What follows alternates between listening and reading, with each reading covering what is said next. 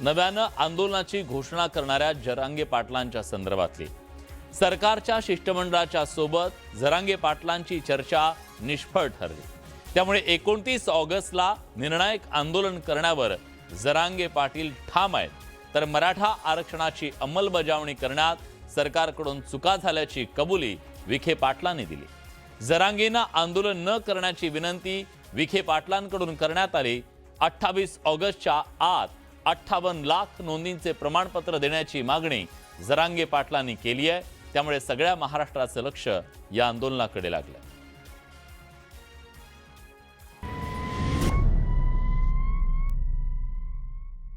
मराठा आरक्षणाच्या प्रश्नावर गेल्या 3 वर्षांपासून आंदोलनाचा मार्ग स्वीकारणारे मनोज जरांगे पाटील पुन्हा एकदा आक्रमक झालेत। आंदोलनाचा इशारा दिल्यानंतर राज्य सरकारच्या शिष्टमंडळाने अंतरवाली सराटीत जरांगे पाटील यांची भेट घेतली। मराठवाडा आणि पश्चिम महाराष्ट्रातील मराठा समाजातील पात्र व्यक्तींना कुणबी प्रमाणपत्र देण्याची प्रक्रिया एसओपी नुसार सुरू करण्याची मागणी त्यांनी केली। 3 महिने झाले, मग एसओपी नुसार प्रमाणपत्र का दिली जात नाहीत असा सवाल जरांगे यांनी सरकारला केलाय। आंदोलन हे थांबणार नाहीये। 29 ऑगस्टला आंदोलन होणार आहे। मला हे निर्णायक आंदोलन करायचंय। मराठा समाजाची मागणी मला पाठीमागे ठेवायची नाहीये। मराठा समाजानं हे विषय समजून घ्या। ज्यांचे ज्यांचे जे घराने तुम्ही तुमचे अर्ज घेऊन अंतरवालीत यावं, म्हणजे मलाही सोपं जाईल आणि तुमच्यासाठी सोपं जाईल। कुणबी नोंदींच्या तपासणीवरूनही जरांगे यांनी सरकारला घेरलं। शिंदे समिती नव्या नोंदी शोधण्यासाठी होती, मग 58 लाख नोंदींपैकी किती नोंदी तपासल्या? आधीच प्रमाणपत्र दिलेल्या नोंदींची पुन्हा तपासणी का केली जाते असे सवाल त्यांनी उपस्थित केले। नव्याने 2 लाख नोंदी सापडल्याचा दावाही जरांगे यांनी केला। हैदराबाद गॅझेटच्या मुद्द्यावरही जरांगे यांनी सरकारला जाब विचारला।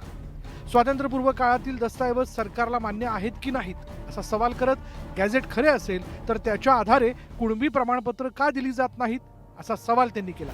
उपसमितीची बैठक अंतरवाली सराटीतच घेण्याची मागणी त्यांनी केली। आंदोलन हे थांबणार नाहीये।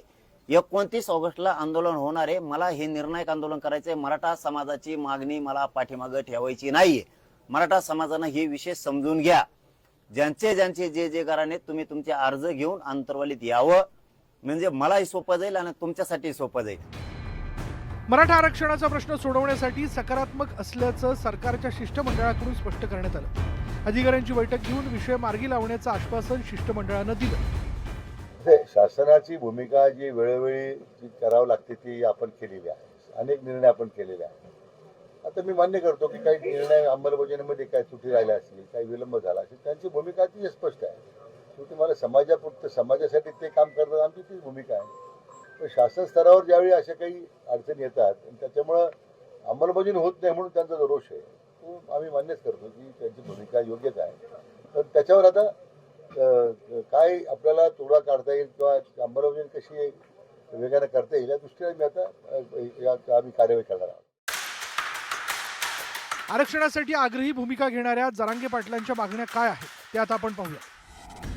1994च्या धर्तीवर आरक्षणाचा GR काढा। सातारा संस्थान, हैदराबाद गॅझेटियर एकत्र घ्या। मराठा आणि कुणबी एकच आहेत आणि मराठ्यांना कुणबी प्रमाणपत्र द्या, या जरांगे पाटलांच्या मुख्य मागण्या। या मागण्या मान्य करून घेण्यासाठी जरांगे पाटलांनी मागील 3 वर्षात किती वेळा आंदोलन केलंय ते देखील जाणून घेऊया। 14 सप्टेंबर 2023 रोजी आरक्षणासाठी 40 दिवसांची मुदत दिली। जरांगेंनी दिलेली पहिली डेडलाईन 24 ऑक्टोबर 2023 रोजी संपली। त्यानंतर राज्य सरकारमधील मंत्र्यांनी पुन्हा मनोज जरांगे पाटलांची भेट घेतली। मनोज जरांगे पाटलांनी 24 डिसेंबर 2023 ची नवी डेडलाईन दिली। जरांगे पाटलांनी 20 जानेवारी 2024 रोजी मुंबईकडे कूच केलं। सरकारनं 27 जानेवारी 2024 रोजी मराठा आरक्षणाचा अध्यादेश जारी केला। सरसकट कुणबी प्रमाणपत्र, सगळे सोयरे अंमलबजावणीसाठी जरांगेंनी आग्रही भूमिका घेतली। 2024च्या जून महिन्यात पहिल्या आठवड्यात पुन्हा उपोषण सुरू केलं। परिणामी राज्य सरकारनं 1 महिन्याची मुदत मागून घेतली होती। 20 जुलै 2024 पासून पुन्हा उपोषणाला सुरुवात झाली। 24 जुलै 2024 रोजी उपोषण मागे घेण्यात आलं। 13 ऑगस्ट 2024 पर्यंत सरकारला डेडलाईन दिली। 17 सप्टेंबर 2024 पासून 6व्यांदा उपोषणाला सुरुवात केली। त्यानंतर 25 जानेवारी 2025 पासून 7व्यांदा उपोषण सुरू करण्यात आलं। 27 ऑगस्ट 2025 रोजी जरांगे पाटलांनी मुंबईकडे कूच केले। 29 ऑगस्ट ते 2 सप्टेंबर 2025 या दिवशी आझाद मैदानात आमरण उपोषण करण्यात आलं. 30 मे 2026 रोजी अंतरवाली सराटीत उघड्या मैदानात भर उन्हात उपोषण करण्यात आलं.